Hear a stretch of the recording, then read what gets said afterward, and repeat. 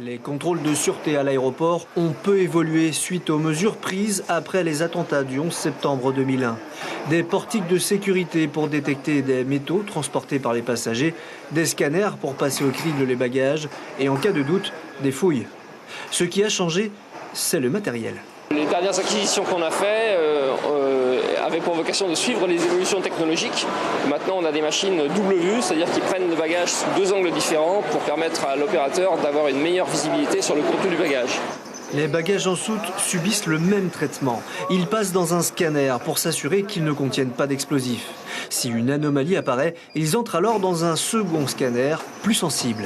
C'est la même technologie que le scanner médical, c'est-à-dire qu'il va vraiment découper le bagage en tranches et analyser le contenu des objets qui sont à l'intérieur. C'est extrêmement précis. C'est extrêmement précis, c'est une machine qui coûte extrêmement cher, plusieurs millions d'euros. Et effectivement, elle est vraiment très fine. Les employés de compagnies aériennes et de l'aéroport sont soumis aux mêmes règles. Ils ont simplement d'autres entrées pour ne pas retarder le flux de passagers. Ces mesures de sécurité à l'international sont similaires à celles des vols domestiques.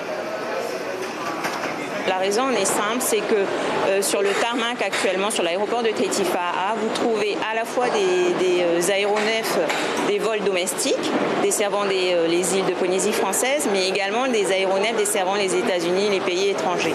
Le dispositif mis en place à l'aéroport de Tahiti est identique à celui de Métropole, pourtant en état d'urgence, alors que la Polynésie n'est qu'en Vigipirate renforcée. La vigilance renforcée a en moins uniquement un nombre de patrouilles que l'État met en place dans les aéroports métropolitains qui visent effectivement à dissuader des éventuels terroristes de venir faire des attaques dans l'aéroport.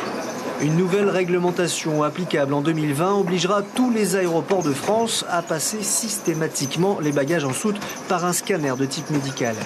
Une évolution qui a été évaluée par ADT à 800 millions de francs, ne serait-ce que pour le réaménagement de la salle de contrôle. Un coût qui risque d'avoir des répercussions sur la taxe aéroportuaire, mais c'est à ce prix que l'État estime la sécurité des passagers.